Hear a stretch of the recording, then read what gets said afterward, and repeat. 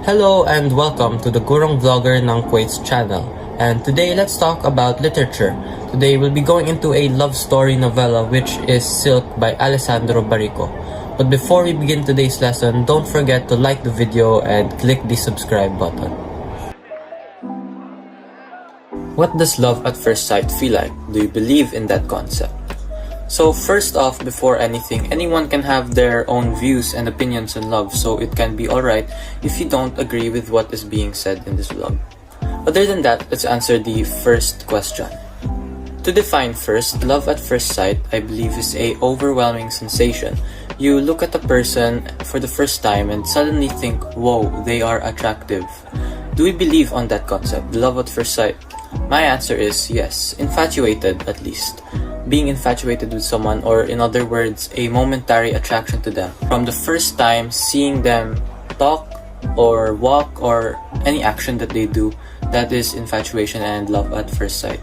Since being in love is actually knowing that person and loving who they are, I think the least that I could agree on is infatuation with the person. Is it possible to fall in love with someone even though you do not share a common language or culture? Yes, it's definitely possible to fall in love with someone that has another culture or is from another country. Nowadays, it is really easy to find someone across the globe, whether it be you are traveling or meeting a foreigner in your own country. There is a solid proof as well that it's possible to fall in love with someone that you don't share a language with, and these are what interracial relationships are. Even though there is a huge language barrier in these kinds of relationships, trying to learn how to break down that wall can make a relationship fit together. Races don't matter and have no effect when it comes to relationships. Now, are relationships that are between people who are from different countries doomed to fail?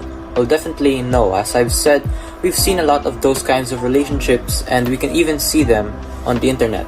If a relationship between people who are from different countries fail, then it wasn't about their cultural differences, but something within themselves. Just like other relationships, they break up saying, oh, this isn't working for both of us, so we're better off not together. Basically, these relationships don't fail because of the difference in nationality. Rather, they fail because of the individual and the relationship itself. Now that we're done with the motivating questions, let's start the topic with who the writer is and what is their description.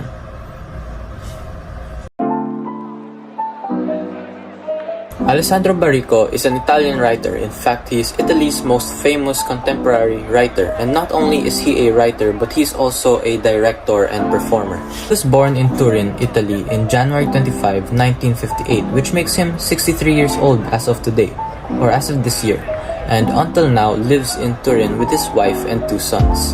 In his early life, he had also earned 2 degrees in philosophy and in piano.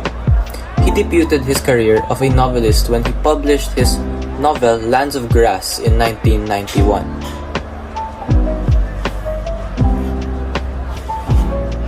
Afterwards, his fame grew throughout Europe. His work topped mainly the Italian and French lists.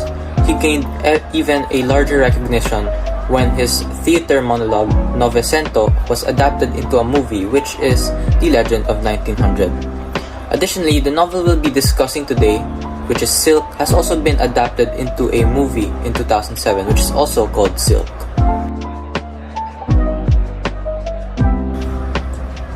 So the novel is set in when Japan was still new to being an open country.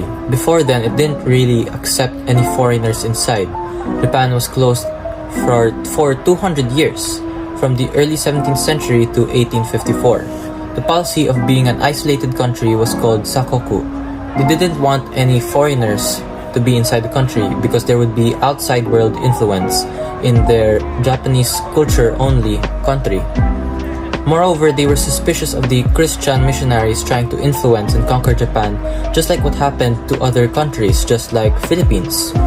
Eventually, Commodore Matthew Perry forced Japan to open their shores to foreign trade and diplomacy, and in 1854, the shogun signed the Treaty of Peace and Amity, thus opening the shores of Japan and make export. Now here's where Alessandro took the plot of Silk. According to Ayako Mie in 2014, Silk became one of the nation's most important exports after the Tokugawa shogunate dropped its policy of isolation in 1854. Demand for Japanese silk surged after European silkworm stocks were ravaged by disease and Chinese silk exports were crimped by instability in China.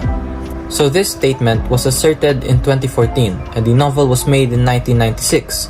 Thus it can be said that Alessandro did do his research for the plot and setting to this story. Now that we're done with that, let's listen to Jari for the summary of the main story.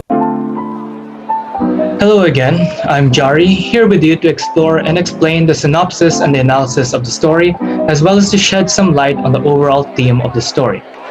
But before we get into the main plot of the story, let's have a brief introduction of our characters.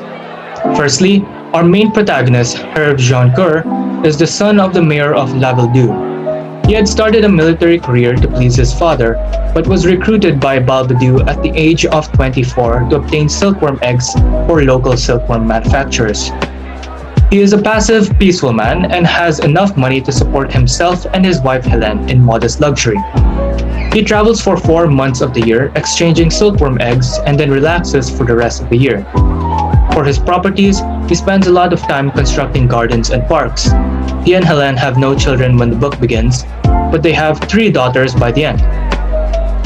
Secondly, we have Harake, a local baron in Japan able to speak French, sells the silkworm eggs to Hervé Joncourt. Joncourt falls in love with Harake's concubine, Morvan. The third main character in the story is Harake's wife and Joncourt's secret lover. She is described by Joncourt as a beautiful Japanese woman having non-Oriental eyes. Madame Blanche, another character, is a Japanese woman who is an owner of the brothel in Lyon and acts as a translator for both Hervé and Hélène Joncourt. Now with that out of the way, welcome to Silk by Alessandro Barrico. Alessandro Barrico's Silk is a powerful and erotic tale that reveals how one man's desire threatens to ruin his life. The tale begins with a silkworm epidemic that has wiped out the species throughout Europe and North Africa. Hervé's village is reliant on the silk trade, so local aristocrat Balbadieu, who owns the town's silk mills, sends him to Japan to purchase silkworm eggs. Foreigners are still mostly barred from entering Japan, and the export of silkworms is prohibited by Japanese law. In addition, the trip to Japan takes months. To get there, Hervé must travel the expanse of Europe and Asia. Hélène, Hervé's adored wife, is hesitant to see him depart for so long, but both husband and wife understand that their village will perish without the silkworm eggs. Bringing some eggs back, on the other hand, will make Hervé very wealthy. Hervé Joncourt finally reaches Japan on a smuggler's ship. He then travels on foot, avoiding major roads until he reaches a rendezvous point where he is then blindfolded and taken to a small village. There, Hervé is granted an audience with a local aristocrat, Harake, who agrees to sell him some silkworm eggs. During the audience, however, Hervé is distracted by a woman in Harake's retinue, a wife or a mistress, who does not have Oriental eyes. The woman notices Hervé's attention, and the two exchange wordless glances and gestures that ignite a fierce passion in the French merchant. However, Hervé has no way to see her, and to be caught crying would entail a death sentence. Hervé returns to France in search of the enigmatic woman he has fallen in love with. Balbadieu pays him well for the silkworm eggs, and he buys him and Hélène the mansion of their dreams. He still loves Hélène, but their relationship is becoming more domestic, lacking the exotic and forbidden romanticism of his Japanese affair. When Balbadieu needs more eggs the following year, Hervé is only too glad to return to Japan. Harake befriends him and shows him his aviary of exotic birds. Meanwhile, Hervé seizes an opportunity to conceal one of his gloves in a pile of clothes for his beloved lover to find. She responds with a note handwritten in Japanese. Hervé returns home, desperate to find out what the note says. He locates a brothel in Lyon whose owner is a Japanese woman known as Madame Blanche. She tells him that the note reads, "Come back or I shall die." She warns Herve against pursuing the author of the note. Herve and Helene wish to start a family, so they go on a vacation to the Riviera in the hopes of reigniting their romance. They, however, are unable to conceive.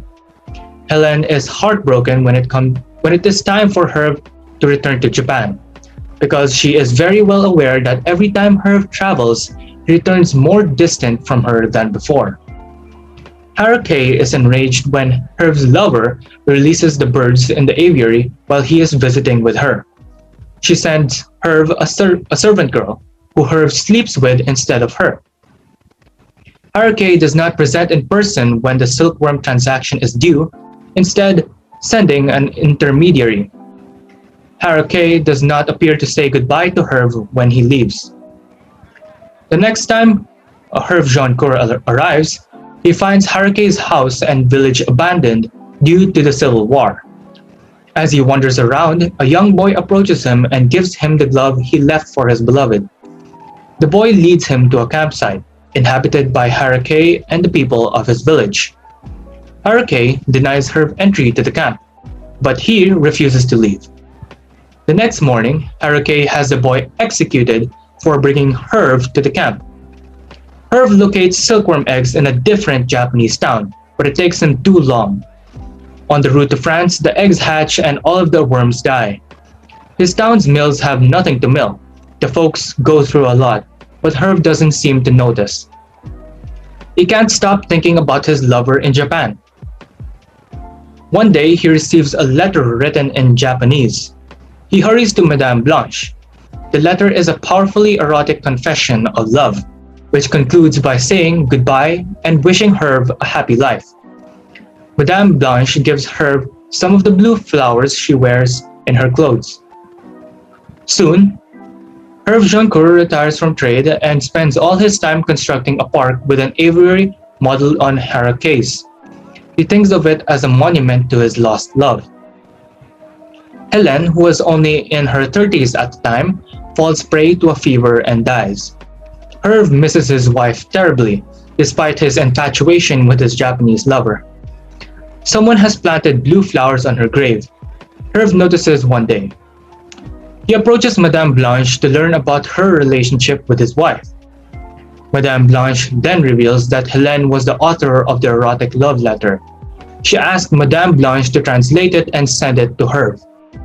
She had known Herve was in love with a Japanese woman and wanted to ease his pain. Madame Blanche tells him that Helene wanted to be the woman he loved. Herve then realizes that Helene was his true love. And there it ends our story. Now, the adventure of cross-cultural romance is the main theme of this novella. Despite the obvious tragic ending, it also demonstrates how our mannerisms and gestures can cross cultural and linguistic boundaries. Herve meets an attractive Japanese girl and falls completely in love and lust with her despite never having spoken to her. It's self-evident that their primary mode of communication was through their eyes. A simple glance, a gesture, or a facial expression are the quiet discussions that people have on a daily basis. Alessandro Barrico has produced a lovely and captivating novella in the style of an old-fashioned story. Despite the fact that the young Frenchman and the girl are unable to speak, love blooms between them, as evidenced by a series of cryptic messages exchanged over the course of the Frenchman's 4 journeys to Japan. The development and unfolding of their secret affair is portrayed in a narration as lovely, flawless, and seamless as a piece of the finest silk. Being with someone from a different place is exciting and may also seem like an adventure. This text reveals an exciting curiosity behind the idea of this and the fascination we have for things that seem far away from us, a type of love in a strange place. Thank you guys for listening to this wonderful piece. Don't forget to subscribe, like, and comment, and see you next time.